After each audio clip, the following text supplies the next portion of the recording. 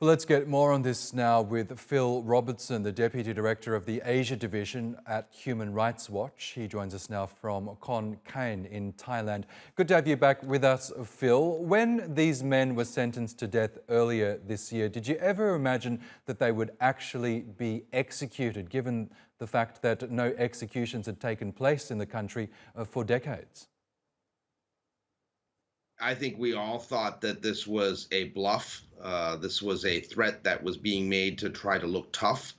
But since there had been no executions since at least 1988, we felt reasonably confident that the military junta would not take this step. We also felt that they would recognize that if they did do this, it would create greater anger and determination on the behalf of the Burmese people to oppose them, and that it would undercut various different governments like Japan and some of the ASEAN country governments to support the junta, or at least try to take their side in the international discussions and negotiations.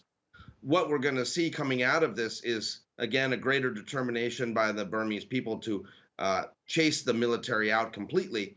But also, I think they've really shot themselves in the foot with ASEAN. As you just saw there you have the the foreign minister of Malaysia with the UN special envoy condemning this. And I think we'll see further condemnations at the ASEAN foreign ministers meeting in Cambodia next week. The isolation that is going to occur, and I think additional possible sanctions from Australia and other countries will certainly show that this move backfired against the military junta. That's right. As you say, we're expecting a further isolation of Myanmar, even from its Southeast Asian neighbours. But Myanmar still has a powerful ally in China. Do you think that the junta can continue to rely on Beijing's support?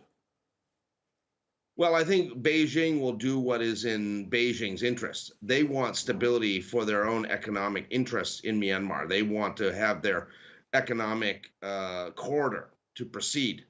And if it turns out that this further destabilizes the situation and there's greater conflict, especially if we start to see the tide turn against the military junta because of the widespread opposition and militancy, I think, of these militias, the People's Defense Forces, combined with the ethnic armed organizations, it's very possible that at some point China may say, okay, who is really going to guarantee our interests best?